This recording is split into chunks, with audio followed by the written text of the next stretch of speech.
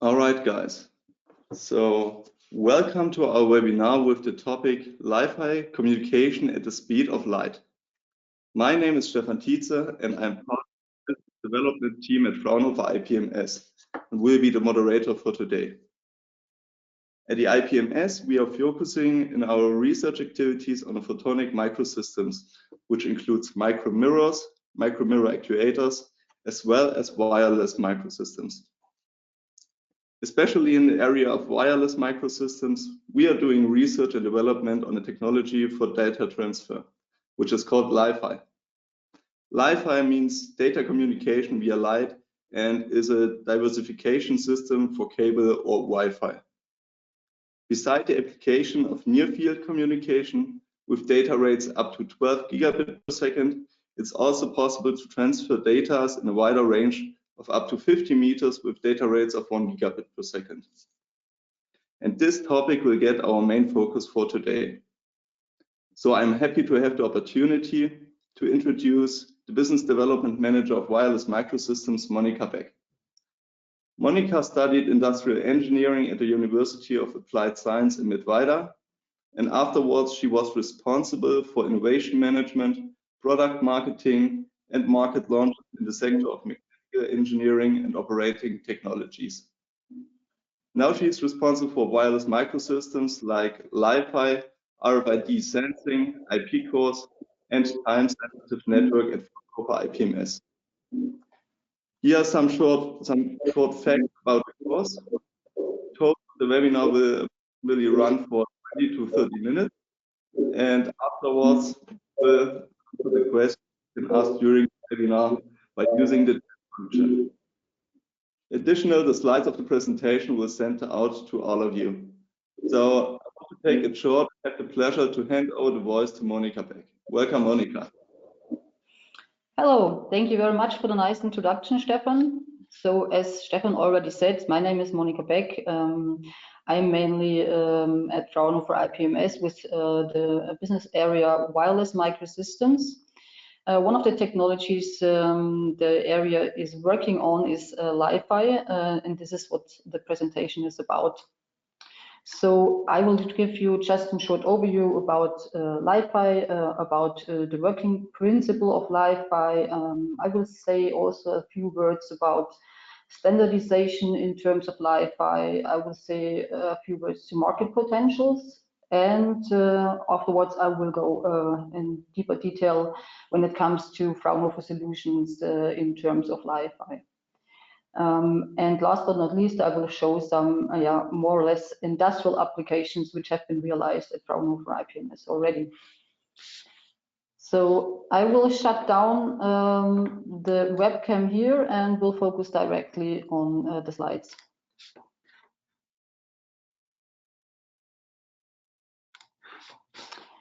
Okay. So beginning with what is Li-Fi? I would like to start with the term Li-Fi.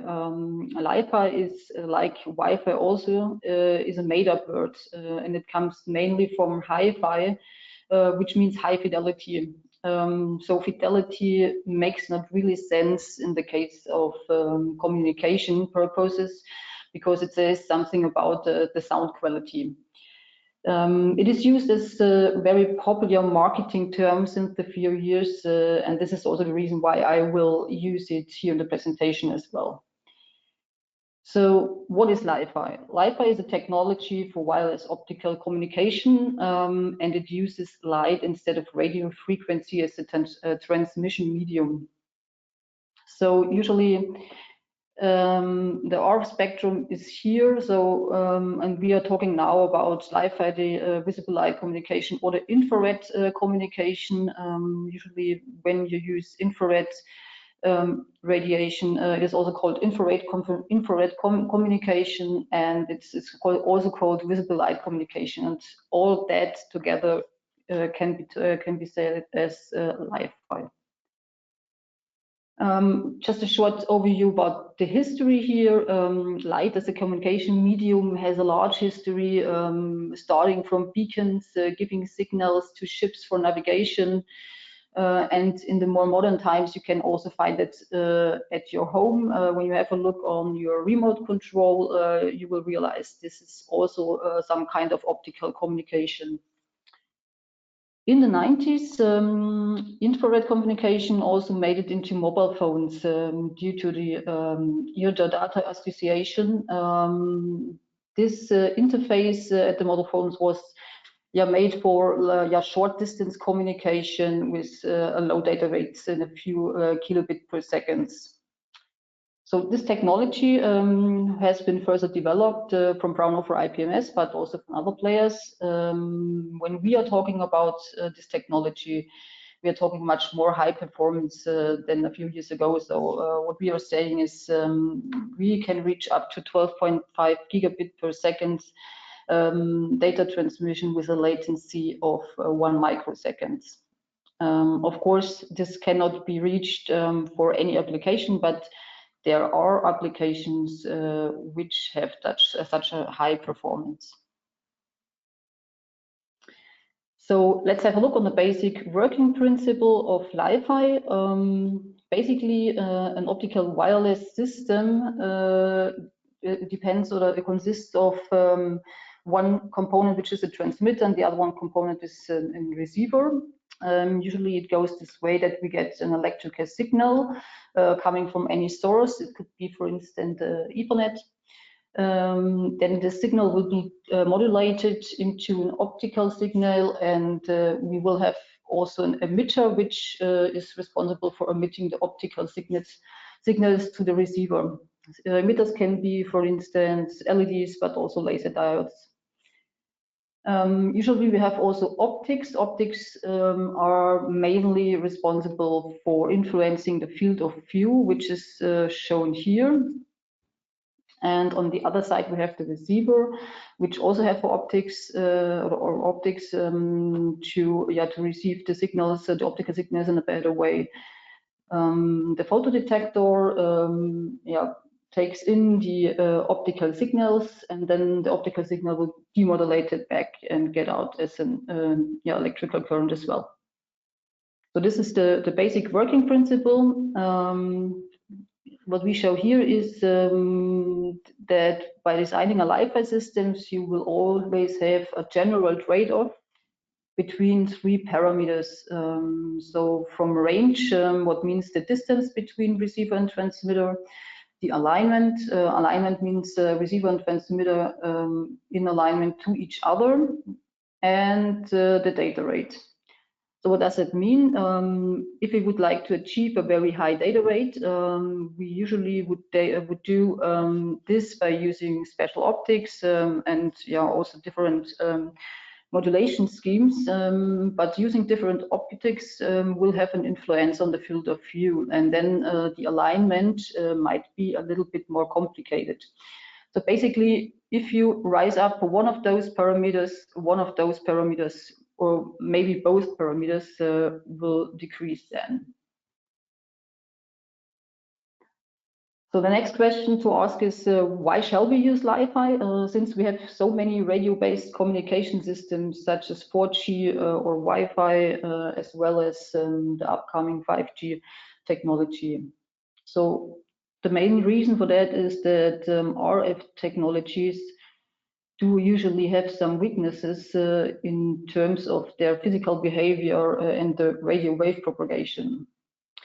So Wi-Fi, for example, is usually suffers from strong inter-channel interferences when the channel is strongly utilized.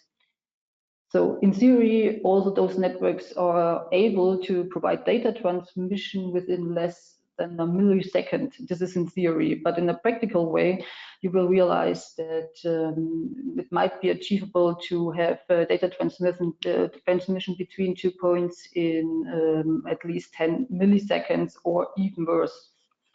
So that means Wi-Fi is not really an option for industrial communication, for instance, where reliability and latencies are really a must. So since Li-Fi is using the spectrum of light instead of radio, there are a few benefits in comparison to radio.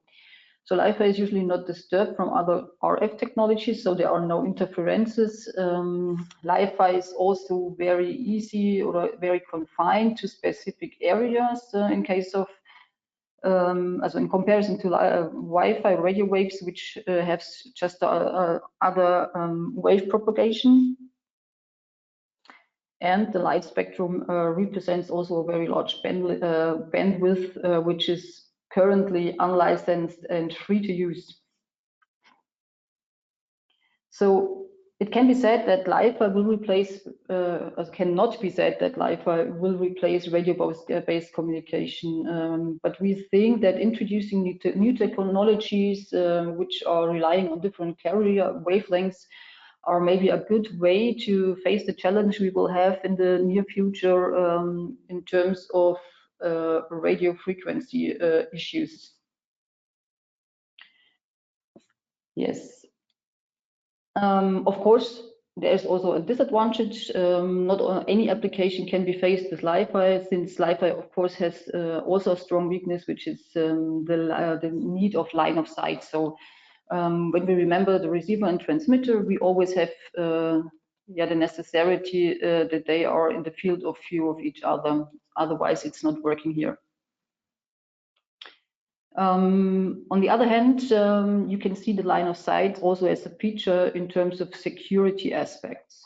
So RF do pass through walls, and therefore it is more easily to hack than a Li-Fi communication, because Li-Fi do not pass through walls. So from security aspect, it is a lower risk of hacking than it is at radio communication, for instance. So line of sight can also be seen as a feature, but of course it limits also the applications where Li-Fi could be used. So a few words to standards in optical wireless communication. There are a few standards since 1990 done by the Infrared Data Association, which is mainly based on infrared communication. Basically, this was started because of the infrared data interface in the mobile phone. The standard has also been further developed. The first IEEE standard for visible light communication was established or published in 2015. The task group worked there, started there in 2011.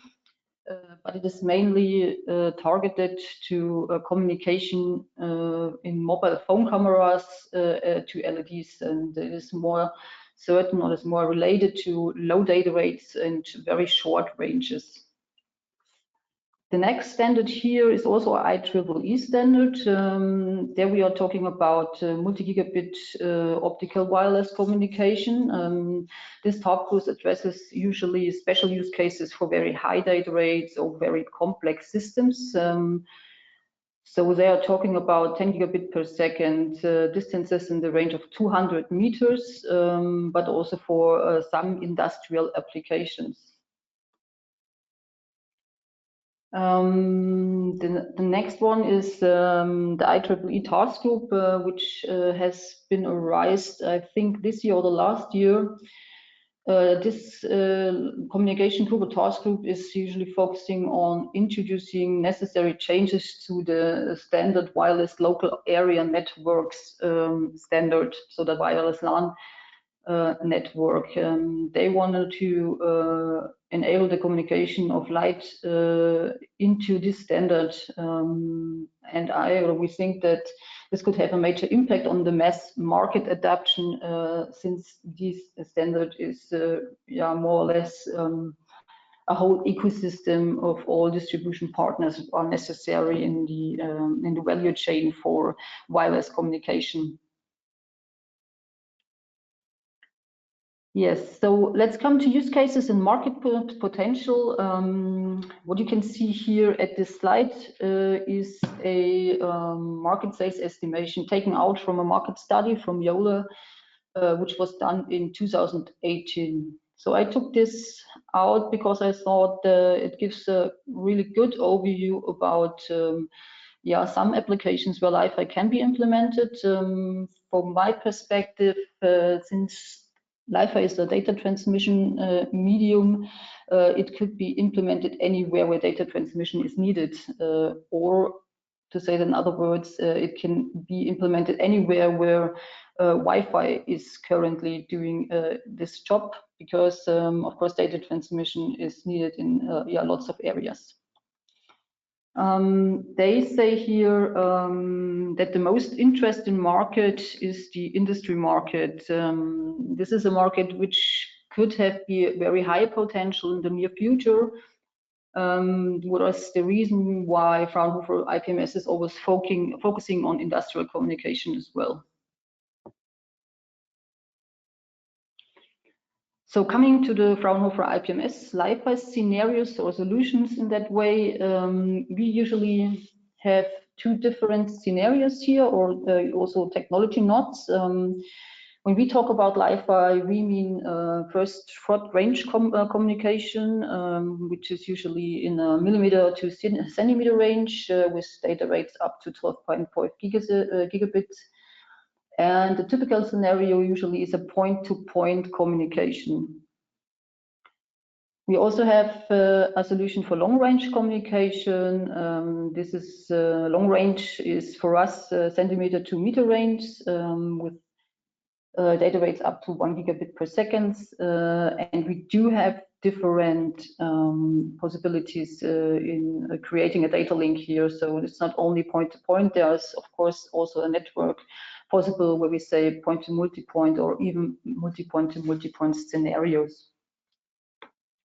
There are other scenarios beside those two. There are some applications like free space or deep space optics, which are also based on light communication. But for this presentation, we are focusing on those two topics. So basically, what is Li-Fi at Fraunhofer IPMS? I just go a little bit deeper into two scenarios we can imagine, or we are usually realizing with our Li-Fi GigaDock. This is how we call it, short range communication.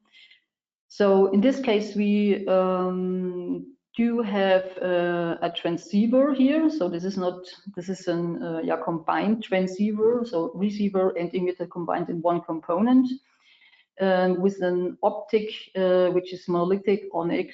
So we don't need two components like it is shown here. It is really one component communicating to the other component here. So this is a typical point-to-point communication with very high data rates. The performance of that technology node is, as said, 12.5 gigabits. Distances which can be reached here are around about 10 centimeters, and we can reach latencies up to 1 microsecond. The other scenario which can be realistic here is that we have one transceiver component which is static and the other one is rotating. Or what also is possible is that both are rotating on their own axis. So the communication can be done typically also in rotation. So this is just a short overview about our technology or our evaluation kits we offer in that case. This is a component which we have characterized and tested, and also we did qualify for the telecorder standard here. We do have available evaluation kits with SMA connectors as well as Ethernet connectors. This is all based on this transceiver component, which I already explained a little bit.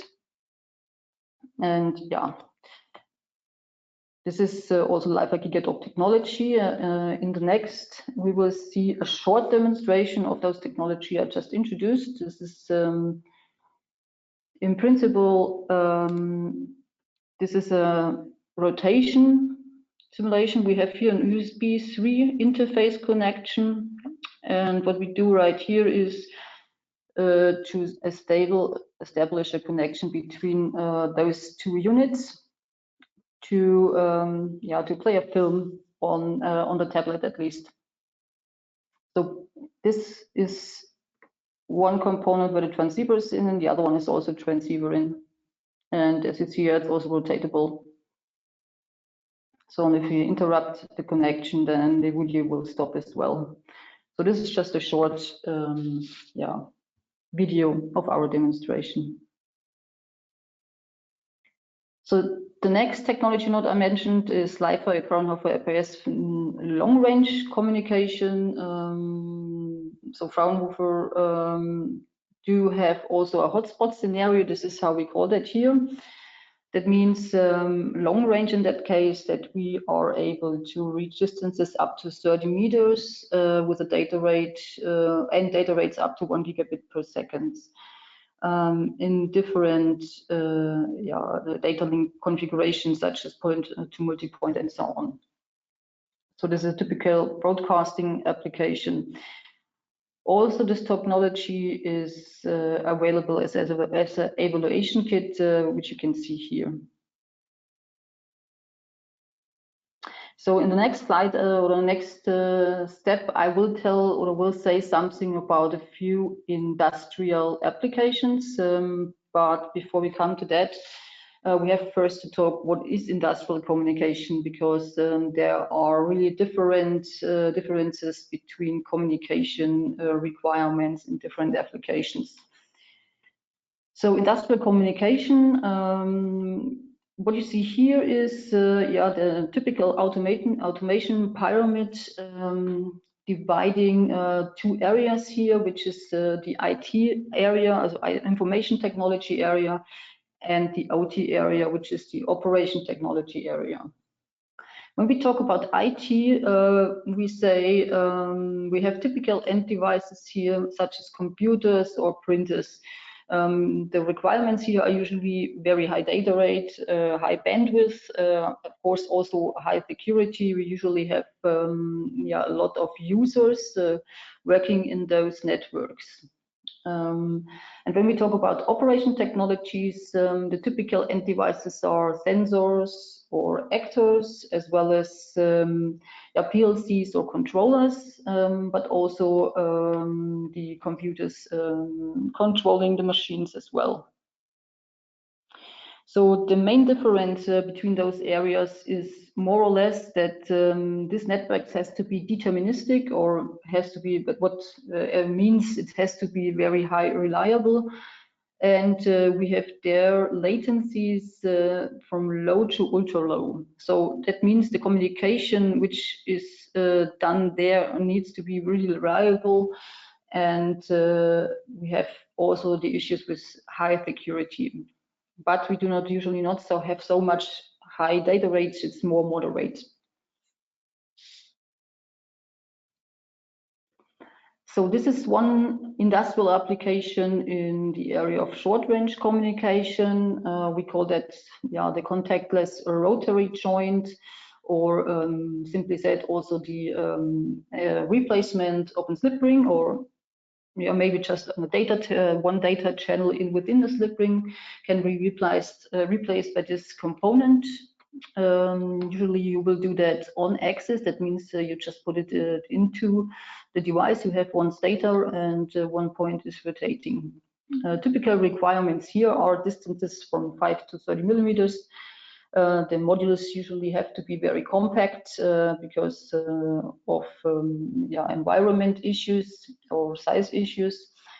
The rounds per minute in those applications can go up to 1,400 rounds per minute. And from time to time, combination with wireless power systems is asked, because you cannot power the rotating system. So this wireless power system is mainly for that, to power the transceiver, which is on the rotating side, because there is not possible for some reasons to bring electrical power to that component. One another industrial application is the short-range communication again. So here we are talking about contactless docking. So if you imagine that this device will be docked into this device here, there you need electrical components, and those electrical mechanical connectors are usually have limited mating cycles and are very prone to wear. So doing a contactless docking here could help to rise up the service life of those devices. Typical requirements here again are distances up to 30 millimeters. It has to be very robust because it can't fall down and any other stuff. The capacity in terms of data rate is 10 megabit per second to 1 gigabit per second, but it's not really a critical real-time requirement in case of process control or something like this. The next industrial application is also based on long-range communication and can be used to do a stable link between flexible machines between 1 and 2. So you can connect the PLC of one machine with the PLC of the other machine by just using a Li-Fi link, which gives you more flexibility in terms of machine modules, which can be changed during the manufacturing process. So typical requirements here are transmission distances between 5 and 30 centimeters as well. It has to be robust for industrial environment. Usually it is an industrial Ethernet-based communication, what means very often there are several field buses such as EtherCAT or Sercos or any other used. The capacity is usually there 100 megabit per second, and there you usually also have real-time requirements in the millisecond area. The other long-range communication application I show here is vehicle to infrastructure. This is not more than just a stable data link from a device like an automated guided vehicle to the charging station. So we have simply an up and download link from the vehicle to the infrastructure, which is in this case the charging station. Why should we do that? It's the same reason like I described before. In those systems, usually you use very much radio-based communication, could be 5G for instance, or 4G for instance, but also Wi-Fi. And because of that, you have lots of interferential problems there, because in those warehouse systems, you can find up to 2,000 robots at least. Depends on the systems, of course, but there are also possibly smaller systems like Amazon, for instance, does it. So the typical requirements here are also distances from 5 to 30 centimeters, robustness for industrial environment, of course. The capacity for that is so between 10 megabit per second to 1 gigabit per second. At least real-time requirements are usually not so strict here. So I think this is the last application I would like to show. This is a possibility for long-range communication within a manufacturing cell. So it is thinkable that you have simply a Li-Fi hotspot link in the roof of an industrial fabric. And you have a guy who is coming for engineering something at the machine, so a maintenance engineer, for instance. He could have a tablet or maybe even virtual or augmented reality glasses. And what we can do here is just to bring the right information which is needed here at this specific area by using Li-Fi as a transmission technology, just to release the radio-based network around a bit. So typical requirements here, of course, are transmission distances up to 2 meters or more, depending on the height of the roof, of course. Also, it has to be robust for industrial environment, and the capacity goes out from 10 megabit per second up to 1 gigabit per second. So this was it basically about Li-Fi, what we're doing with Li-Fi at Fraunhofer IPMS. Of course, I say something what we also offer. We also offer Li-Fi hands-on workshop where we give a short introduction to Li-Fi technology. But basically, this is a possibility to use our demonstration kits and to see whether your application fits into Li-Fi performances. So therefore, you have really the possibility to bring your own use case and to see if this could happen with Li-Fi and what are the limits on what are the parameters influencing maybe the performance within your own application. We have several dates through years. This is from March, May, and September. So if you are interested, you have here a link to just register. So Li-Fi is, let me say, the Li-Fi technology base where we usually offer services for. So what we do at Fraunhofer IPMS is consulting. In terms of Li-Fi, so what I said, does Li-Fi fit into your application? What has to be done to realize the application with Li-Fi? We do also concept in terms of concept design, proof of concept, and feasibility studies. And if it goes into an R&D project, we are able to do the hardware design as well as the full module design. And afterwards, we are able to do Li-Fi model supply as well in prototypes, also pilot series. So from my side, I'm done for now and would say thank you very much for your attention. And yeah, let's see if we have some questions. Yeah, thank you very much, Monika, for this really interesting introduction in the technology and for giving us some examples for the applications. At the moment, there are no questions in chat, which means the webinar was very good explained and great. If there are popping up some questions afterwards, please feel free to contact us, guys. That would be really great. And finally, thank you for joining our session today. And we wish you a great day and a productive day, and hopefully see you soon. Thank you. Bye-bye. Thank you. Bye-bye.